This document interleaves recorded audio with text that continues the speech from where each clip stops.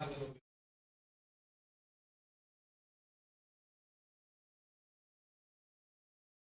मैं बोला तो वो कह रहे कि अब पूरा देखना पड़ेगा।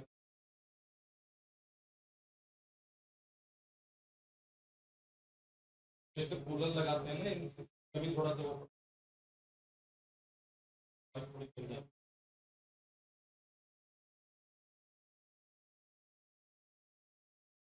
हाँ सर हो गई।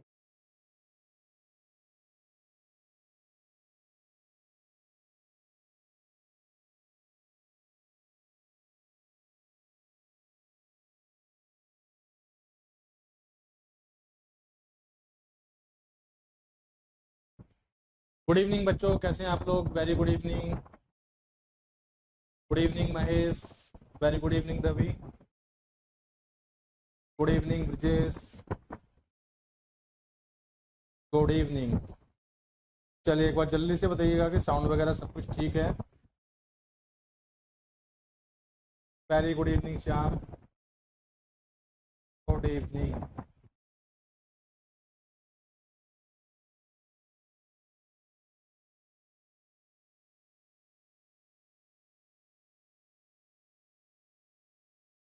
Good evening. चलिए तो पिछली क्लास में हम जो कंडेंसर पढ़ रहे थे वो आपका कंप्लीट हो चुका है और आज हम जो स्टार्ट करेंगे ये आपका होगा कूलिंग टावर। ठीक है, तो कूलिंग टावर के बारे में बच्चे मैंने थोड़ा सा आपको बताया था कि जब हम वाटर कूल्ड कंडेंसर की बात करते हैं, ठीक है, तो हमारी जो ट्यूब्स होती हैं इसे हमने पानी से ठंडा कर लिया, ठीक है, लेकिन पानी आपका गर्म हो गया है। अब इस पानी को भी आपको ठंडा करने की जरूरत पड़ती है। देखिए, या तो सीधा अगर आपके पास जहाँ पर आपका कोई प्लांट लगा हुआ है या जिस जगह की आप कूलिंग कर रहे हो जहाँ पर आपका कंडेंसर लगा हुआ है, तो सिंपली आपने पानी से ठंडा करा, या आपके पास कोई नदी है, ठीक है, या कोई छोटी नहर है, तो सीधा आप इस पानी को नहर में निकाल सकते हो।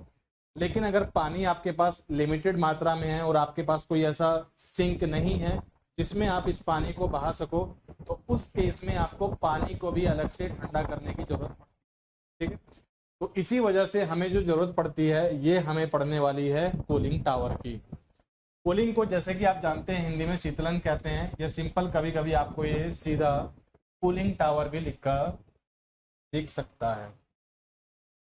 तो इंग्लिश में सिंपल हम कहेंगे कूलिंग टावर, या हिंदी की अगर हम बात करेंगे तो कूलिंग टावर आपको इस तरह से भी देखने को मिल सकता है। पहले आप ही बताना स्टार्ट करो कि कूलिंग टावर के बारे में आप क्या क्या समझते हो, किस तरह से कूलिंग टावर वर्क करता है, क्या क्या यहाँ पर चीजें होती हैं और कौन कौन से टाइप इसके होते हैं, ये सारी चीजें हमें यहाँ पर। Very good evening Hitesh. ठीक है, वेरी गुड।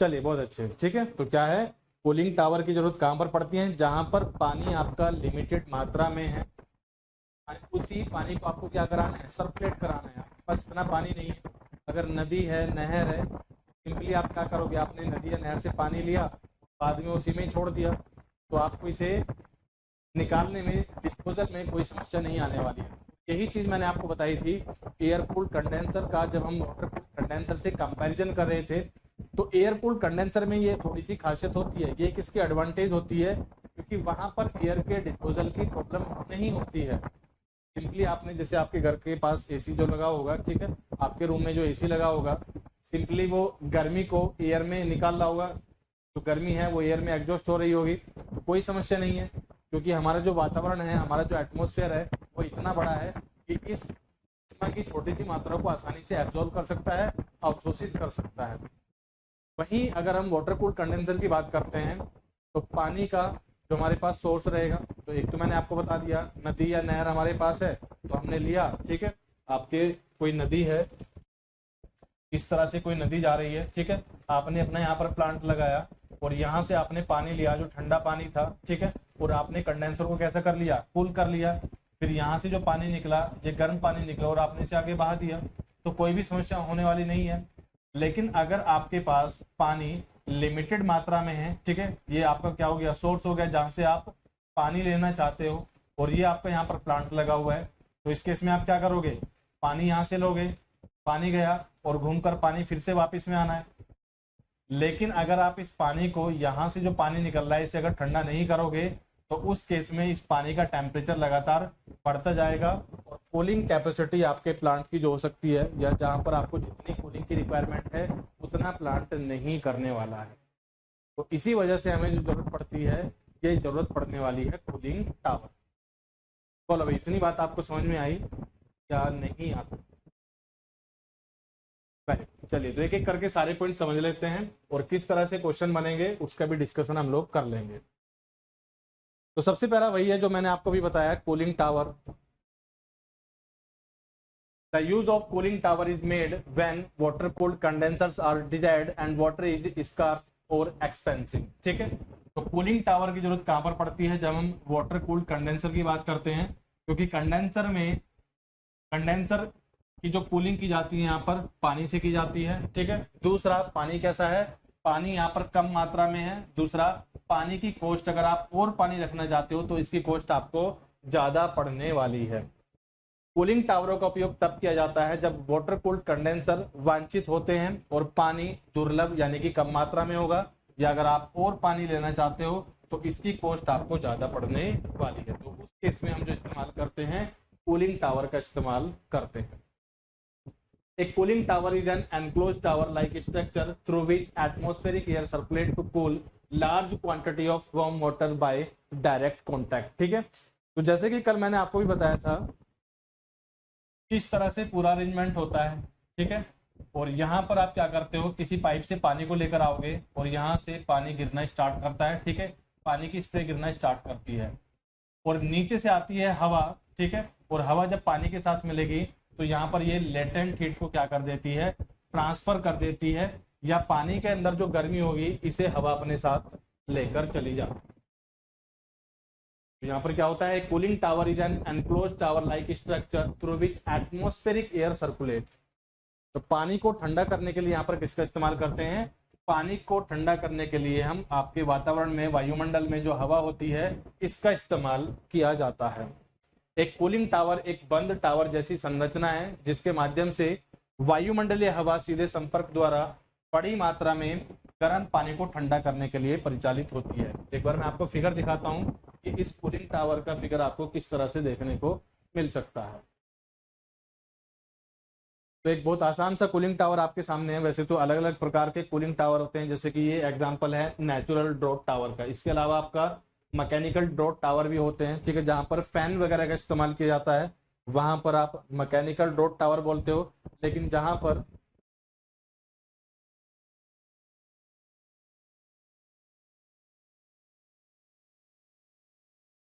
नहीं विनोद, ये आप दोनों में डाल सकते हो, ऐसा नहीं है कि सिर्फ आप फिल्टर में डालोगे। टेक्नीशियन का भी एग्जाम होता है इसमें, और आपका जो एएलपी का एग्जाम है। ठीक है, एएलपी में बहुत सारी ट्रेड होती हैं। जब एएलपी का फॉर्म निकलेगा ना, तो उसमें आप देखोगे कि बहुत सारी ट्रेड के लिए मांगता है, और आप जिस चीज़ में कंफर्टेबल होंगे तो वो अच्छा रहेगा आपके लिए। बाकी अगर टेक्नीशियन की बात करोगे तो आपने जो आपकी आईटीआई या डिप्लोमा जो भी किया होगा वो आपका वेल्डर से रिलेटेड होना चाहिए, ये आप तभी भर सकते हो। लेकिन एएलपी में आपकी चॉइस होती है। ठीक है, तो आप इसके द्वारा भी इस फॉर्म को बिल्कुल फिल कर सकते हो, दोनों में कर सकते हो। आप इसे दोनों में ही कर सकते हो, एएलपी और टेक्नीशियन। ठीक है, क्योंकि अलग अलग एग्जाम जो आपके होते हैं, स्टेट लेवल में भी काफ़ी चीज़ों में वेल्डिंग मांगी जाती है, वेल्डर ट्रेड मांगी जाती है। इसरो वगैरह हैं, यहाँ पर भी आपकी वेल्डर ट्रेड मांगी जाती है, तो वैकेंसी पर डिपेंड करेगा। बाकी नोटिफिकेशन जब पूरा निकलता है तो उसमें सारी चीज़ें गिवन होती हैं। तो जो अभी किस वैकेंसी के लिए आप देखना चाहते हो, पहले तो मुझे ये बताओ। एएलपी में तो आप वेल्डर से बिल्कुल भर सकते हो, कोई डाउट नहीं है इस चीज़ में।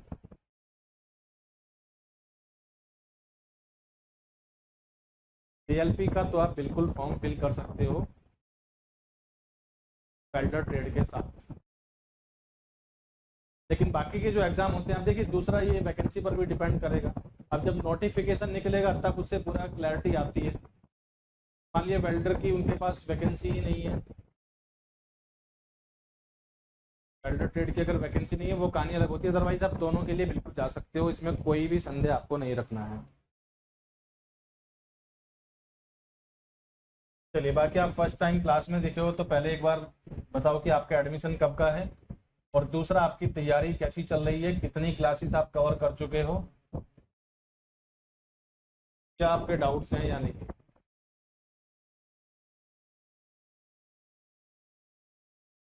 बिल्कुल दोनों क्या आप कर सकते हो, इसमें कोई दिक्कत नहीं होने वाली है।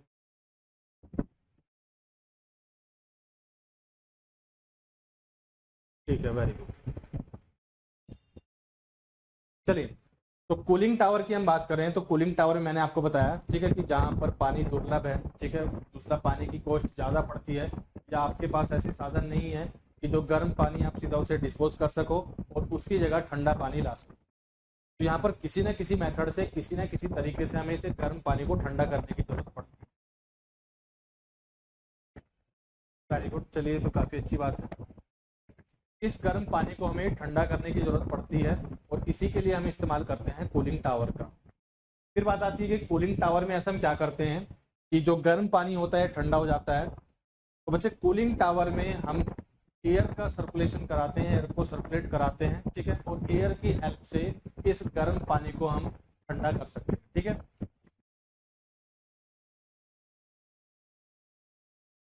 ये पीडीएफ आपकी अभी कुछ बची हुई है तो मैं डलवा देता हूँ, वो मेरे याद है, ठीक है। मैं एक बार, मैं छुट्टी पर था तो इस वजह से नहीं कर पाया, लेकिन मैं जल्दी करा देता हूँ। तो कोशिश करता हूँ कि आज आपका थर्सडे है, तो मैं आज या कल में भेज देता हूँ जो आपके टॉपिक अभी बचे हुए हैं जिनकी पीडीएफ नहीं डली हुई है, बाकी पीडीएफ डल जाए। इसके लिए निश्चिंत रहें, जो टॉपिक आपके हो चुके हैं मैं उसकी पीडीएफ आपको अभी जल्दी अपलोड करा दूँ। तो बच्चे, एयर के द्वारा जिस तरह से हम पानी को ठंडा कर सकते हैं, ये विधियां भी दो तरीके से होती हैं। एक आपका इसमें होता है नेचुरल ड्रॉट टावर, एक आपका इसमें होता है मैकेनिकल ड्रॉट टावर, ठीक है। दो तरह के टावर आपके यहाँ पर हो जाते हैं कूलिंग टावर, एक आपका मैकेनिकल और दूसरा आपका, ठीक है विनोद, मैं इस चीज़ के लिए सबसे बोलता हूँ कि ये थोड़ा सा अगर अलग कर देंगे तो मैं समझ सकता हूँ कि आपको ज़्यादा एडवांटेज होगा, तो उसमें थोड़ा टाइम लगेगा। देखिए, बहुत सारा काम होता है मैनेजमेंट के पास भी, लेकिन मैं बात करता हूँ इस चीज़ के लिए आपकी पीडीएफ से। तो बच्चे, दो तरह के टावर्स आपके होते हैं इसमें, एक आपका होता है नेचुरल डॉट टावर, ठीक है, और एक आपका इसमें होता है मैकेनिकल डॉट टावर, ठीक है। दोनों में डिफरेंस क्या होता है, देखिए यहाँ पर आप देख रहे होंगे, ये आपके सामने नेचुरल है, ठीक है, यहाँ पर कहीं भी फैन या ब्लोअर नहीं लगा हुआ है। तो अगर एग्जामिनर फिगर देता है, मान लीजिए यही फिगर आपके सामने दे दिया, नॉर्मली जो क्वेश्चन आपको देखने को मिलते हैं फिगर के मैक्सिमम मिलते हैं, तो मान लिया एग्जामिनर ने यही फिगर उठाकर आपको दे दिया और पूछा कि ये कौन सा टावर है, तो आप सिंपली देखना कि यहाँ पर कोई पंखा वंखा नहीं लगा हुआ है, और अगर फैन या पंखा नहीं है तो ये आपका होगा नेचुरल डॉट टावर। वहीं अगर इसमें फैन या ब्लोअर लगा होता है तो ये आपका होता है मैकेनिकल ड्रॉट टावर, ठीक है। मैकेनिकल ड्रॉप टावर भी दो तरह के होते हैं, उनकी भी हम बातें करेंगे कि टू टाइप्स में किस तरह से इनका क्लासिफिकेशन करते हैं। तो एक आपका इसमें होता है इंड्यूस्ड ड्रॉप कूलिंग टावर, जैसे कि आप इसमें देख सकते हो, ठीक है। ऑब्जर्व आपको क्या करना है कि यहाँ पर जो फैन लगा हुआ होगा, ये फैन जो यहाँ पर लगा हुआ होता है ये ऊपर की तरफ लगा हुआ होता है, तो ये आपका हो गया इंड्यूस्ड, ठीक है। दूसरा आपका होता है फोर्स्ड, दूसरा आपका इसमें होता है फोर्स्ड ड्राफ्ट कूलिंग टावर। अब इसमें जब आप फैन देखोगे तो ये फैन इसमें नीचे की तरफ लगा हुआ है, जब आप यहाँ पर फैन देखोगे तो यहाँ पर जो फैन लगा हुआ है ये आपका नीचे की तरफ लगा हुआ है, तो ये आपका हो जाता है फोर्स्ड ड्राफ्ट कूलिंग टावर। तो ये होता है इन दोनों में बेसिक डिफरेंस, ठीक है। चलिए, तो एक एक करके सारे पॉइंट समझ लेते हैं।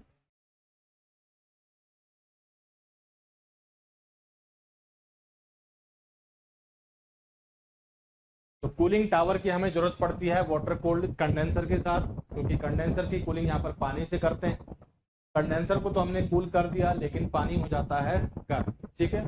पानी अगर नया पानी लाने की अगर कॉस्ट महंगी पड़ रही है या पानी इतनी मात्रा में अवेलेबल नहीं है, तब हमें कूलिंग टावर की जरूरत पड़ती है।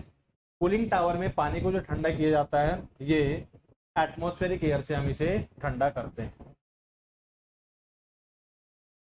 ठीक है। चलिए, इसके बाद बात आती है कि कूलिंग टावर की कैपेसिटी किस चीज पर डिपेंड करती है। कैपेसिटी यहाँ पर हम जो वर्ड डिफाइन करेंगे कि कितने पानी को हम ठंडा कर सकते हैं एक कूलिंग टावर की हेल्प से, ठीक है। तो इसे ही हम बोल रहे हैं cooling capacity of cooling tower.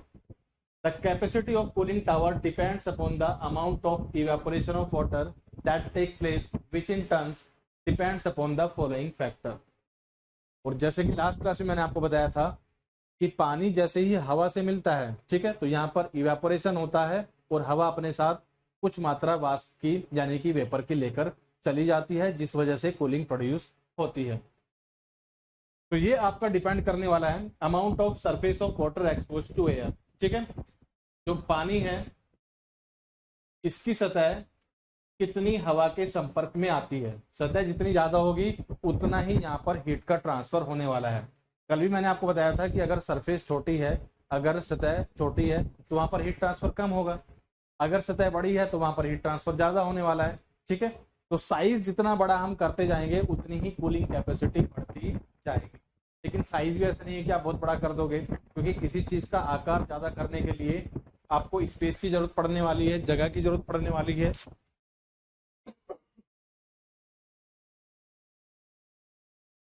आपको ज्यादा जगह की जरूरत पड़ेगी, का साइज होगा तो उसमें मटेरियल भी लगने वाला है, उसमें पदार्थ भी लगेगा, धातु उसमें लगने वाली है, तो उसकी कीमत भी बढ़ती जाएगी। तो ऐसा भी नहीं है कि आप बहुत ज्यादा कूलिंग टावर बड़ा बना दोगे, ठीक है। सारी चीजें कैलकुलेट करने के बाद ही आप उसकी डिजाइनिंग कर सकते हो। लेकिन अगर ज्यादा एरिया कॉन्टेक्ट में आएगा तो वहां पर हीट का ट्रांसफर भी ज्यादा होने वाला है, ठीक है। तो पहला पॉइंट क्या कहता है, हवा के संपर्क में आने वाले पानी सतह की मात्रा। दूसरा क्या है, लेंथ ऑफ एक्सपोजर टाइम, कितने समय के लिए, कितने टाइम के लिए दोनों का संपर्क होता है। अगर कम समय के लिए दोनों का संपर्क होगा तो हीट ट्रांसफर कम होगा, ज्यादा देर के लिए अगर संपर्क होगा तो हीट का ट्रांसफर ज्यादा होगा। सिंपली ये समझो, मान लिया ये कोई मेरे पास गर्म धातु है, गर्म रोड है, ठीक है। आपने इसे, ये बहुत ज्यादा गर्म थी, आपने इस तरह से इसे छुआ तो आपको इतनी उष्मा फील नहीं होगी। लेकिन मैं कहूँ कि इसे भाई 5 मिनट के लिए पकड़ कर रखो तो आपको समझ में आ जाएगा कि ज्यादा देर यानी कि ज्यादा टाइम का क्या इफेक्ट यहाँ पर पड़ने वाला है, ठीक है। तो पहला पॉइंट कहता है कि कितनी सतह संपर्क में आ रही है, इस चीज पर डिपेंड करता है। दूसरा, कितने टाइम के लिए इनका कॉन्टैक्ट होता है, कितने समय के लिए इनका संपर्क होता है, ठीक है। तो इस चीज पर भी ये डिपेंड करता है।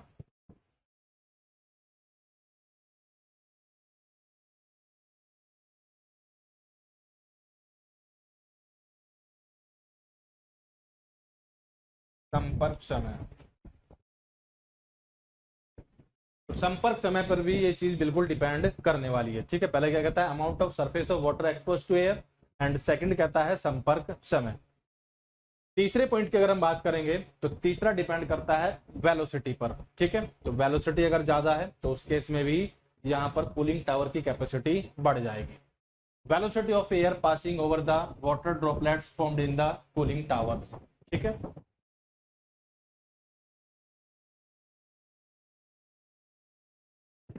देखिए नेचुरली अगर आप बात करोगे, एक सिंपल से एग्जांपल समझना, आप कहीं पर खड़े हुए हो, ठीक है, यहाँ पर फैन नहीं चल रहा है, हवा कम आएगी, और मेन जो पानी की कूलिंग हो रही है वो किससे होनी है, वो भी हवा से होनी है। तो अगर फैन नहीं है, ब्लोअर नहीं है, पंखा अगर नहीं लगा हुआ है तो कम मात्रा में आएगी। हवा अगर कम आएगी उस केस में क्या होगा, जो इवेपोरेशन होगा वो भी कम होगा, तो कूलिंग कम हो पाएगी। इसी वजह से हम फैन का इस्तेमाल करते हैं। फैन या ब्लोअर क्या करते हैं, ज्यादा हवा की मात्रा को सर्कुलेट कराएंगे, ज्यादा हवा का मास आएगा, ठीक है, ज्यादा अपने साथ हीट को कैरी करके ले जा सकते हैं, ठीक है।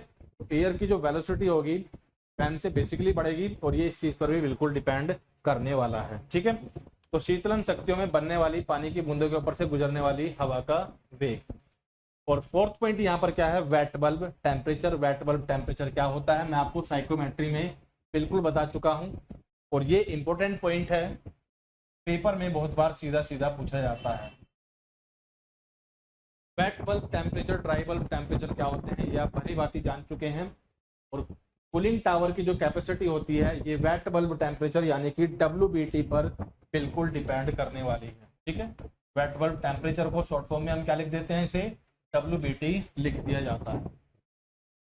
तो चारों पॉइंट काफी इंपॉर्टेंट है, सीधे एग्जाम में आपके पूछे गए हैं और पूछे जा सकते हैं, ठीक है। कि एक कूलिंग टावर की कैपेसिटी किन किन पॉइंट्स पर, किन किन पैरामीटर पर डिपेंड करती है सरफेस पर, कितनी वाटर सरफेस एक्सपोज होती है एयर के साथ, इस पर डिपेंड करती है, समय पर डिपेंड करती है, वेलोसिटी पर डिपेंड करती है, और WBT यानी कि वेट बल्ब टेम्परेचर पर भी ये बिल्कुल वाली है। चलिए फिर आगे बढ़ते हैं थोड़ा सा।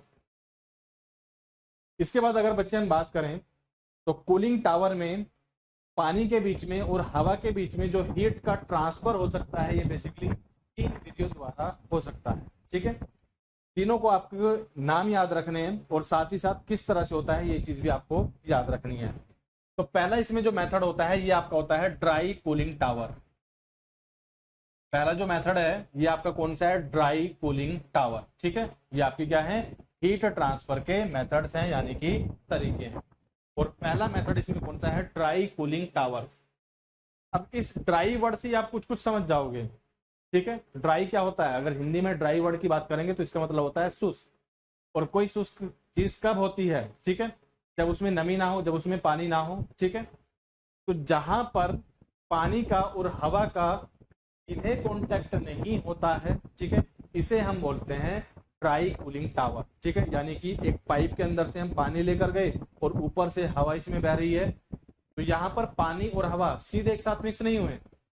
तो जहां पर पानी और हवा सीधे मिक्स नहीं होते हैं, सीधे इनका कांटेक्ट नहीं होता है, तो इसे हम क्या बोलते हैं, ड्राई कूलिंग टावर इसे बोला जाता है। ठीक है, dry cooling tower operates by heat transfer through a surface that separates the working fluid from ambient air. ठीक है, ये दोनों अलग अलग होते हैं, इनका सीधा कांटेक्ट नहीं होगा।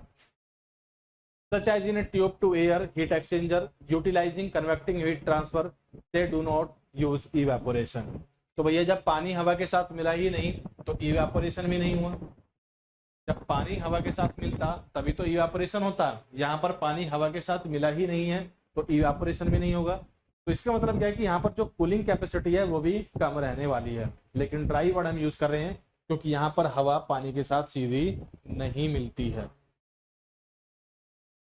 हीट ट्रांसफर के तरीके, नियोजित गर्मी हस्तांतरण विधियों के मुख्य प्रकार हैं। ठीक है, पहला इसमें क्या कहता है, dry cooling tower. Dry cooling tower एक सतह के माध्यम से गर्मी हस्तांतरण द्वारा संचालित होते हैं जो काम कर रहे तरल पदार्थ को परिवेशी वायु से अलग करता है। दोनों अलग होंगे। मान लीजिए ये कोई ट्यूब आपकी हो गई, इस ट्यूब के अंदर से पानी हवा बह रही है और दूसरा बाहर है। ठीक है, तो सीधे इनका कॉन्टेक्ट नहीं हुआ, सीधा इनका संपर्क नहीं हुआ। समान ताप हस्तांतरण का उपयोग करते हैं, वे वाष्पीकरण का उपयोग नहीं करते हैं और यहाँ पर इवेपोरेशन नहीं होता है, जो कि काफी इंपॉर्टेंट पॉइंट है, पेपर में आपके बिल्कुल पूछा जा सकता है। तो ड्राई कूलिंग टावर वो कूलिंग टावर्स होते हैं जहां पर इवेपोरेशन नहीं होता। ड्राई कूलिंग टावर आपके वो टावर्स होते हैं जहां पर इवेपोरेशन नहीं होता है। बोल अभी इतनी बात आपको समझ में आती है या इसमें कहीं डाउट है? ड्राई कूलिंग टावर आपके वो कूलिंग टावर होते हैं जिसमें इवेपोरेशन नहीं होता है।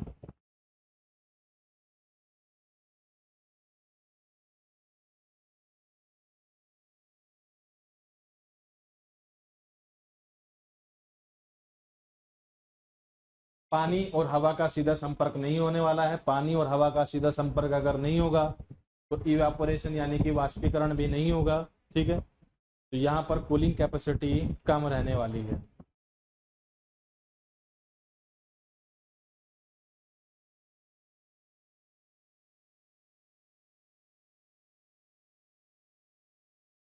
चलिए फिर आगे बढ़ते हैं थोड़ा सा। नेक्स्ट आपका जो कूलिंग टावर होता है इसमें आपका ये होता है वेट कूलिंग टावर।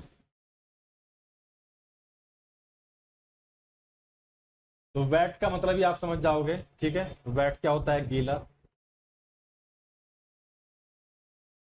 और कोई चीज गीली कब होगी, जब पानी के साथ मिलेगी तभी गीली होगी। सेकंड आपका जो है इसमें ये आपका है वेट कूलिंग टावर। कोई चीज वेट यानी कि गीली कब होने वाली है, जब वो पानी के साथ मिलेगी। तो इसका मतलब क्या है कि यहाँ पर पानी का और हवा का सीधा संपर्क होने वाला है, यानी कि यहाँ पर इवेपोरेशन भी बिल्कुल होगा। तो वेट कूलिंग टावर्स और ओपन सर्किट कूलिंग टावर्स, इसे हम और क्या बोलते हैं, open circuit cooling towers operates on the principle of evaporative cooling. यहाँ पर इवेपोरेशन बिल्कुल होने वाला है। The working fluid and the evaporated fluid usually water are one and the same. ठीक है, यहाँ पर जो वर्किंग फ्लूइड है बेसिकली जो पानी है और इसका इवेपोरेशन होगा, ये दोनों क्या है, सेम। एक क्वेश्चन आपका ये भी बनता है कि वेट कूलिंग टावर को और हम क्या बोलते हैं, इसे ओपन सर्किट कूलिंग टावर भी कहा जाता है। दूसरा क्वेश्चन आपसे यहाँ से बन सकता है कि क्या यहाँ पर इवेपोरेशन होता है, तो यहाँ पर इवेपोरेशन बिल्कुल होता है। ड्राई कूलिंग टावर में इवेपोरेशन नहीं होगा, लेकिन अगर हम वेट कूलिंग टावर की बात करते हैं तो यहाँ पर इवेपोरेशन बिल्कुल होने वाला है। तीसरा कूलिंग टावर आपका जो बचता है ये आपका होता है फ्लूइड कूलर्स। ठीक है, और इसे हम क्लोज सर्किट कूलिंग टावर्स भी कहते हैं। अब इसमें क्या डिफरेंस होता है, इसमें पंखे वगैरह का भी इस्तेमाल किया जाता है। ठीक है, तो इसी वजह से हम इसे क्या कहते हैं, फ्लूइड कूलर्स। तो यहाँ पर अगर हम फैन का इस्तेमाल कर रहे हैं तो कूलिंग कैपेसिटी भी इस कूलिंग टावर की ज़्यादा रहने वाली है, अगर हम दोनों केस का यानी कि फर्स्ट और सेकंड का कंपैरिजन करें थर्ड वन से। तो ये आपका होता है फ्लूइड कूलर, जिसे ओपन सर्किट कूलिंग टावर्स भी कहा जाता है। कभी कभी इसका ये दूसरा नाम भी एग्जाम में पूछ लिया जाता है।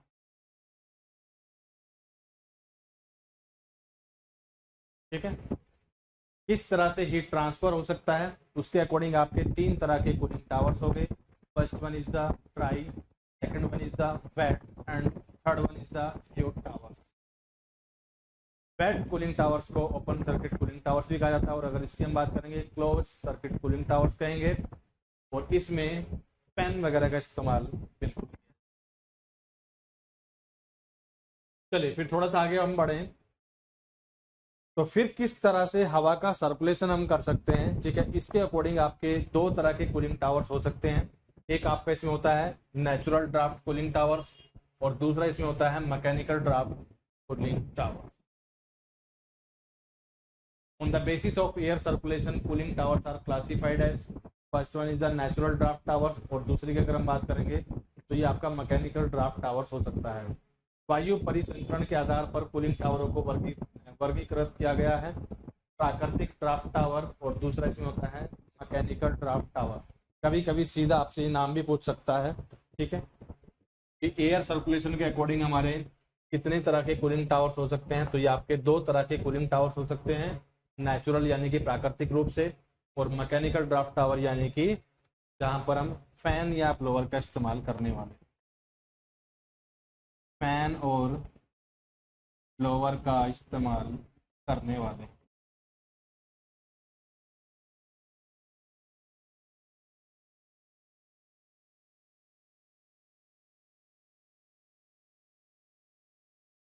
बोलो भाई, इतनी बात आपको समझ में आई या इसमें कहीं कंफ्यूजन है?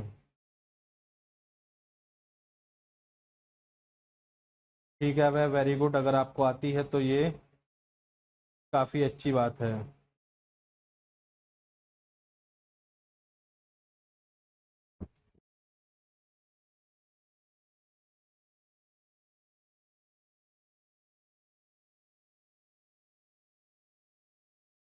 चलिए, वेरी गुड। फिर आगे बढ़ते हैं इसमें थोड़ा सा। तो पहला इसमें आपका है नेचुरल ड्राफ्ट और एटमॉस्फेरिक टावर। एक बार इसका फिगर समझ लेते हैं अच्छे से।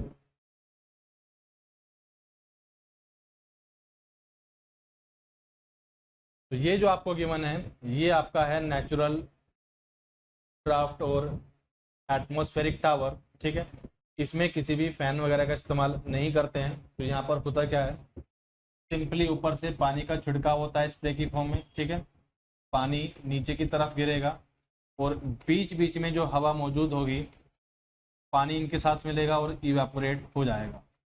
ठीक है, चलिए, तो पानी जब एयर के साथ मिलेगा, पानी कैसा था, गर्म पानी था। पानी जब हवा के साथ मिला और पानी कैसा था, गर्म पानी था। कॉन्सेप्ट समझना भाई, यहाँ पर इंपॉर्टेंट कॉन्सेप्ट बनेगा आपका। एक कॉन्सेप्ट मैं आपको बहुत बार बता चुका हूँ, क्या बता चुका हूँ, कि अगर हम गैस की बात करते हैं तो गैस के लिए एक फॉर्मूला होता है density rho is equal to P upon R T.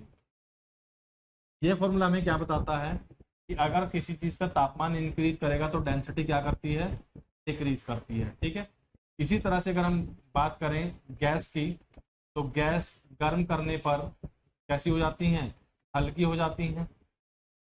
Gas को अगर गर्म किया जाए तो ये हल्की हो जाती हैं, और हल्की गैसें ऊपर की तरफ चलती हैं। ठीक है, हल्की गैसें ऊपर इकट्ठी हो जाती हैं, और गर्म गैस कैसी होती है, हल्की गैस ये ऊपर की तरफ होगी, और जो ठंडी गैस होगी जिसकी डेंसिटी ज़्यादा होगी, ये भारी होगी, ये आपकी नीचे की तरफ बैठ जाती है। ये आपकी कहाँ पर जाएगी, ये आपकी नीचे की तरफ बैठ जाती है। ठीक है, यही कॉन्सेप्ट यहाँ पर लगने वाला है। तो जब हमने नेचुरल ड्राफ्ट टावर में ऊपर से गर्म पानी गिराया, और ये गर्म पानी जैसे ही हवा के संपर्क में आता है, हवा के कांटेक्ट में आता है, तो हवा यहाँ पर गर्म हो जाती है। ठीक है, गर्म हवा ऊपर की तरफ आएगी, ठीक है, और सीधा यहाँ से बाहर निकल जाती है। जब आप कूलिंग टावर देखोगे तो इस तरह के कूलिंग टावर भी इस्तेमाल किए जाते हैं, बेसिकली चिमनी के कॉन्सेप्ट पर वर्क करते हैं। ठीक है, तो ये आपका एक नेचुरल ड्राफ्ट कूलिंग टावर ही है। तो इस तरह की चिमनी बनी हुई होती हैं, जैसे कि आपने देखा होगा ना सिंपली, कि जो चिमनी होती हैं, जैसे ईंटों के भट्टे होते हैं जहाँ पर ईंट बनती हैं, या किसी पावर प्लांट की आप बात करोगे तो बहुत ऊंची ऊंची चिमनी लगी होती हैं। तो ये इसी पर्पज़ के लिए लगी होती हैं ताकि जो गर्म हवा है ये सीधे बाहर निकलती रहे। जैसे धुआं होता है ये भी गर्म होगा तो ये आसानी से बाहर निकलता रहे। ठीक है, तो इस तरह का ये पूरा बना होगा। ऊपर से जब पानी गिरेगा, ठीक है, पानी गर्म होगा, ये हवा को गर्म कर देगा, और गर्म हवा यहाँ से धीरे धीरे बाहर निकल जाती है। ठीक है, लेकिन ये प्रोसेस बहुत स्लो होगी। जो एयर का सर्कुलेशन हो रहा है, ठीक है, वो नेचुरली हो रहा है, इतना तेजी से नहीं हो रहा है, तो पानी को हम कम मात्रा में ही यहाँ पर ठंडा कर पाते हैं। ठीक है, तो इसी वजह से हम मैकेनिकल ड्राफ्ट सिस्टम का इस्तेमाल करते हैं, जिसमें हम फैन वगैरह इस्तेमाल करके जो गर्म हवा होगी उसे तेजी से हम बाहर निकालते रहते हैं, जिससे एयर सर्कुलेशन अच्छे से होगा, और पानी को ज्यादा मात्रा में हम क्या कर सकते हैं, ठंडा कर सकते हैं। तो सिंपली अगर आप बात करोगे नेचुरल ड्राफ्ट टावर की और एटमॉस्फेरिक टावर की, तो यहाँ पर किसी फैन या ब्लोअर का इस्तेमाल नहीं किया जाता है। ठीक है, देखते हैं क्या लिखा हुआ है।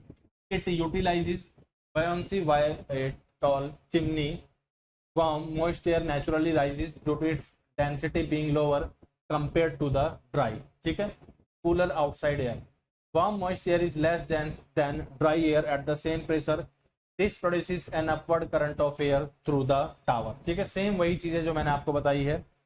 प्राकृतिक ड्राफ्ट यह है, एक लंबी चिमनी के माध्यम से उछाल का उपयोग करता है। ठीक है, शुष्क ठंडी भारी हवा की तुलना में इसका घनत्व कम होता है, डेंसिटी कम होती है। किस फॉर्मूले से, density rho is equal to P upon R T. तापमान अगर बढ़ेगा तो डेंसिटी क्या करती है, डिक्रीज करती है। ठीक है, और बयान्सी का कॉन्सेप्ट भी सेम यही होता है। तो इसका घनत्व कम होने के कारण गर्म नम हवा स्वाभाविक रूप से ऊपर उठती है। गर्म नम हवा एक ही दबाव में शुष्क हवा की तुलना में कम घनी होती है। यह टावर के माध्यम से ऊपर की ओर हवा का प्रवाह पैदा करती है। ठीक है, तो इस तरह से ठंडी हवा आती रहेगी, गर्म हवा निकलकर बाहर जाती रहेगी, और यहाँ पर पानी की कूलिंग लगातार होते रहने वाली। और ये जो फिगर आपके सामने है यही है नेचुरल ड्राफ्ट टावर का। बोलो भाई, नेचुरल ड्राफ्ट टावर आपका क्लियर है या इसमें कोई कंफ्यूजन है?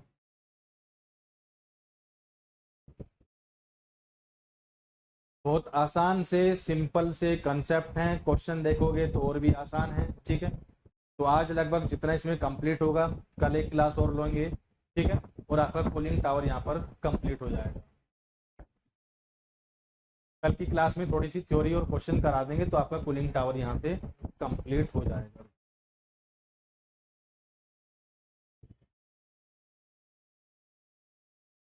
बोलो भाई, इतनी बात आपको समझ में आई या कहीं डाउट?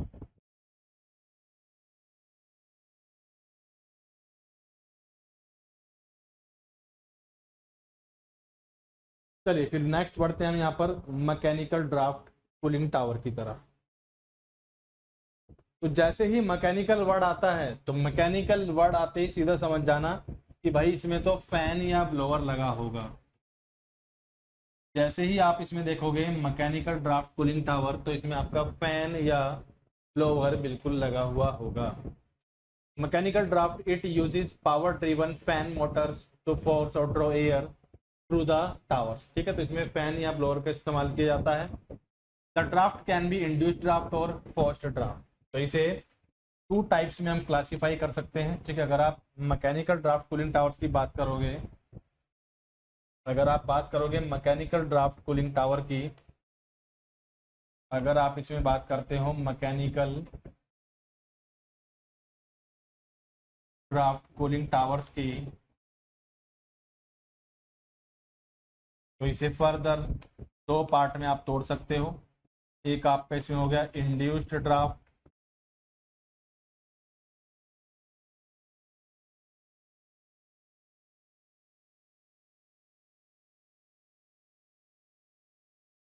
और दूसरा इसमें हो गया फोर्स्ड ड्राफ्ट।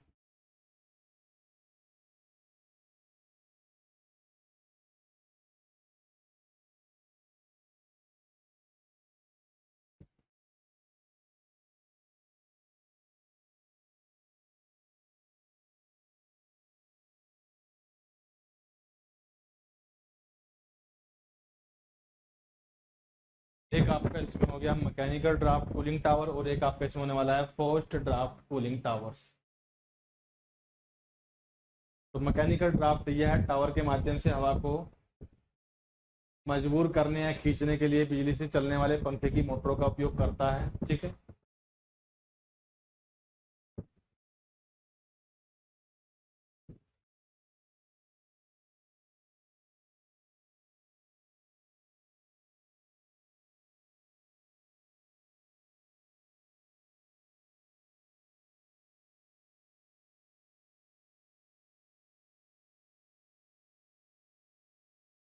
बलपूर्वक ड्राफ्ट, या आप क्या बोलोगे, प्रेरित ड्राफ्ट।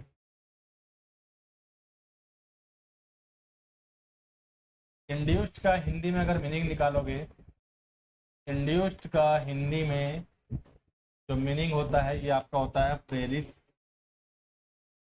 और अगर आप बात करोगे फोर्स्ड की, तो ये आपका होता है बलपूर्वक।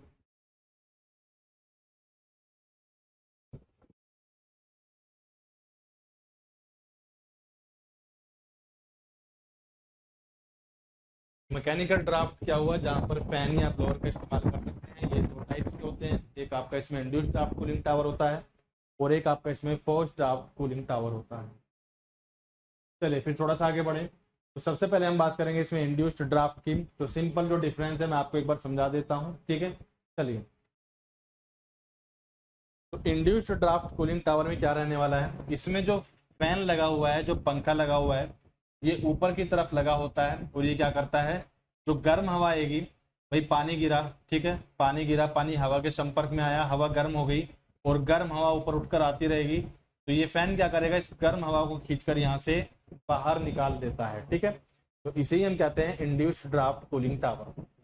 तो इसमें क्या आसानी रहती है, इसमें आपकी जो गर्म हवा है ये फिर से चिमनी में नहीं आएगी। ठीक है, क्या हुआ, जैसे यहाँ से पानी गिरा, ठीक है, इस फिगर में आप और अच्छे से देख सकते हो कि एयर यहाँ से एंटर की, और गर्म पानी ये जो आ रहा है यहाँ पर, ये आपका कैसा पानी है, गर्म पानी है। ठीक है, ये आपका हॉट वाटर है, और यहाँ से जो पानी आपका निकल कर आ रहा है ये आपका कोल्ड वाटर हो गया, यानी कि ये आपका ठंडा पानी हो गया। पानी यहाँ से आया, स्प्रे की फॉर्म में गिरा, अगर बूंदों की फॉर्म में गिरा, ठीक है, तो यहाँ से हवा एंटर करेगी, और ये हवा कैसी होती है, ये हवा ठंडी होगी, इस तरह से आएगी पानी के साथ कांटेक्ट में आने के बाद। ठीक है, पानी के साथ कांटेक्ट में आने के बाद ये गर्म हो जाएगी, गर्म हवा ऊपर की तरफ आएगी, और फैन गर्म हवा को खींचकर क्या कर देगा, बाहर कर देगा। एलिमिनेटर का इस्तेमाल हम करते हैं कि अगर पानी के साथ कुछ वाटर ड्रॉपलेट्स भी चली जाती हैं, ठीक है, पानी के साथ अगर कुछ पानी के साथ अगर कुछ पानी के साथ अगर हवा के साथ अगर पानी की कुछ बूंदें चली जाती हैं, ठीक है, तो इन्हें अलग करने के लिए हम एलिमिनेटर का इस्तेमाल करते हैं। ठीक है, हवा के साथ अगर पानी की कुछ बूंदें चली जाती हैं, हवा के साथ अगर पानी की बूंदें जाती हैं, ठीक है, हवा के साथ अगर पानी की बूंदें जाती हैं, इन्हें अलग करने के लिए, इन्हें एलिमिनेट करने के लिए हम यहाँ पर एक एलिमिनेटर का इस्तेमाल करते हैं। ठीक है, चलिए, तो सिंपल सा कंसेप्ट एक बार देख लेते हैं। यहाँ पर क्या लिखा हुआ है, हम बात कर रहे हैं फोर्स्ड, हम बात करें इंड्यूस्ड ड्राफ्ट की। A mechanical draft tower with a fan at the discharge at the top, ठीक है, जिसमें ऊपर की तरफ एक पंखा लगा हुआ होता है, which pulls air up through the tower, ठीक है, जो ऊपर की तरफ हवा को खींचेगा। The fan induces hot moist air out the discharge, this produces low entering and high exiting air velocities. As such, it reduces the possibility of recirculation of discharge air flows back into the air intake. This arrangement is also known as draw through. ठीक है, तो same जो मैंने आपको वही बताया कि fan है जो ऊपर की तरफ लगा हुआ है, गर्म हवा को खींचेगा, गर्म हवा को खींचकर बाहर कर देता है, तो ये आपका होता है induced draft mechanical cooling tower. प्रेरित ड्राफ्ट डिस्चार्ज चीज पर पंखे के साथ एक यांत्रिक ड्राफ्ट टावर, जो टावर के माध्यम से हवा को ऊपर खींचता है। पंखा गर्म नम हवा को डिस्चार्ज से बाहर निकालता है। यह कम प्रवेश और उच्च निकास वायु वेग, ठीक है, सेम वही कहानी है जो मैंने आपसे बोली है, ये आपको यहाँ पर याद रखना।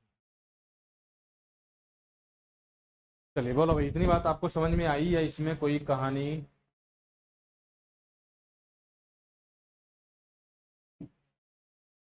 या इस कहानी में आपको कोई कंफ्यूजन है? बिल्कुल, क्वेश्चन मैं आपको दिखाऊंगा अगली क्लास में, आज तो पूरा टॉपिक नहीं हो पाएगा। क्वेश्चन बहुत सीधे हैं, आसान है, ठीक है, सिंपल सिंपल सी चीजें हैं जो आपको याद रखनी है और सारे क्वेश्चन आपके बिल्कुल बन जाएंगे।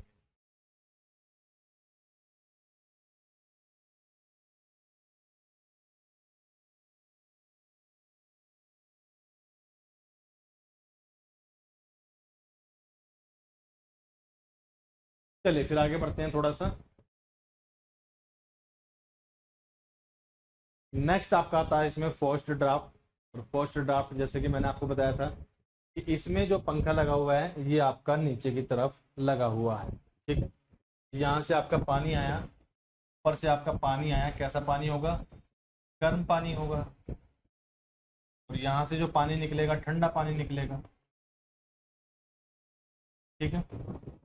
अब यहाँ पर जो एयर आएगी, यहाँ पर ही फैन लगा हुआ है, ठीक है, ये ज़्यादा से ज़्यादा हवा अंदर भेजने की कोशिश करेगा। तो फैन अगर नीचे हुआ है तो फोर्सफुल्ली, ठीक है, ये क्या कर रहा है? हवा को इसमें फोर्स कर रहा है जाने के लिए, ठीक है, क्या कर रहा है? हवा को फोर्स कर रहा है इसमें जाने के लिए। तो इसी वजह से इसे हम बोलते हैं forced draft cooling tower.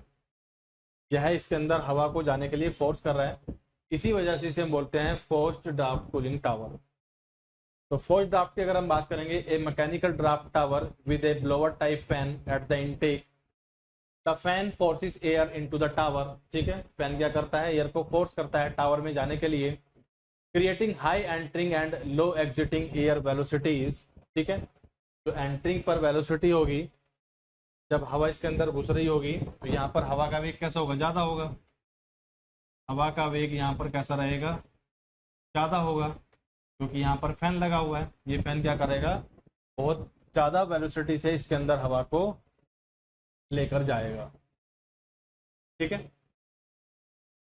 Creating high entering, ठीक है, एंटरिंग पर वेलोसिटी कैसी है? ज़्यादा है, और जब हवा बाहर निकल रही होगी तब इसकी गति कैसी होगी? कम रहने वाली है, ठीक है। जब हवा इसके अंदर जा रही है, ठीक है, यहाँ पर हवा का वेग कैसा है? ज़्यादा है, और जब हवा इससे बाहर निकल रही होगी यहाँ पर वेग कैसा रहने वाला है? कम रहने वाला है। हवा जब इसके अंदर जा रही होगी तो वहां पर वेग कैसा रहने वाला है? कम रहने वाला है, ठीक है, creating high entering and low exiting air velocities. The low exiting velocities is much more susceptible to recirculation. With the fan on the air intake, the fan is more susceptible to complication due to freezing condition and other, ठीक है। तो बाकी सारी वही कहानी लिखी हुई है। सिंपल सा कॉन्सेप्ट क्या है जो पेपर में आपका क्वेश्चन बनने वाला है? जो मैकेनिकल ड्राफ्ट टावर होते हैं दो प्रकार के, एक आपका इंड्यूस्ड, दूसरा आपका फोर्स्ड। दोनों में डिफरेंस क्या है? फोर्स्ड टावर की अगर हम बात करेंगे, इंड्यूस्ड ड्राफ्ट की अगर हम बात करेंगे तो इसमें फैन लगा हुआ है ऊपर की तरफ। अगर हम बात करते हैं मैकेनिकल ड्राफ्ट की तो इसमें लगा हुआ है फैन नीचे की तरफ। ठीक है, चलिए तो यहाँ तक मुझे बताइएगा अगर आपको कोई कंफ्यूजन है। बाकी आज की क्लास को इतने ही रखेंगे और मिलेंगे नेक्स्ट क्लास में। इसमें आए हुए जो क्वेश्चन है वो कंप्लीट कर लेंगे और साथ ही साथ जो रिमेनिंग थ्योरी है उसे कंप्लीट कर लेंगे। ये आपका जो टॉपिक है पूरा कंप्लीट हो जाएगा यहाँ पर।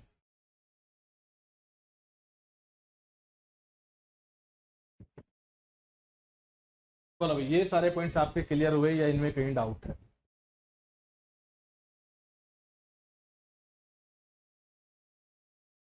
सबसे पहले कूलिंग टावर क्यों इस्तेमाल करते हैं? ठीक है, वाटर कूल कंडेंसर अगर है,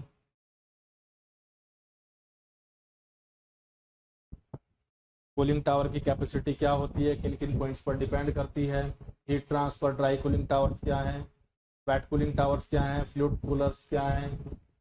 ठीक है, एयर सर्कुलेशन के बेसिस पर कौन कौन से आपके हो सकते हैं, नेचुरल ड्राफ्ट हो सकता है, मैकेनिकल ड्राफ्ट हो सकता है। नेचुरल ड्राफ्ट में क्या होता है, यहाँ पर कोई फैन वगैरह नहीं होगा, नेचुरली एयर गर्म होगी, गर्म होकर बाहर निकल जाएगी, ठंडी हवा अपने आप आ जाएगी। मैकेनिकल की बात करेंगे तो इसमें आपका इंड्यूस्ड ड्राफ्ट है, फोर्स्ड ड्राफ्ट है। इंड्यूस्ड ड्राफ्ट की अगर बात करते हो तो इसमें फैन ऊपर की तरफ लगा हुआ है और अगर फोर्स्ड ड्राफ्ट की बात करते हो तो इसमें फैन नीचे की तरफ लगा हुआ है। ठीक है, चलिए तो यहाँ तक होती है फोर्स्ड ड्राफ्ट कूलिंग टावर की समाप्ति। कल इसमें बाकी थ्योरी कंप्लीट करेंगे और साथ ही साथ जो क्वेश्चन आए हुए हैं उनका डिस्कशन करेंगे। ठीक है कविंद्र, वेरी गुड। चलिए आज के लिए फिर इतना ही रखते हैं, मिलेंगे अगली क्लास में। ठीक है अभिषेक, धन्यवाद। ठीक है बच्चे।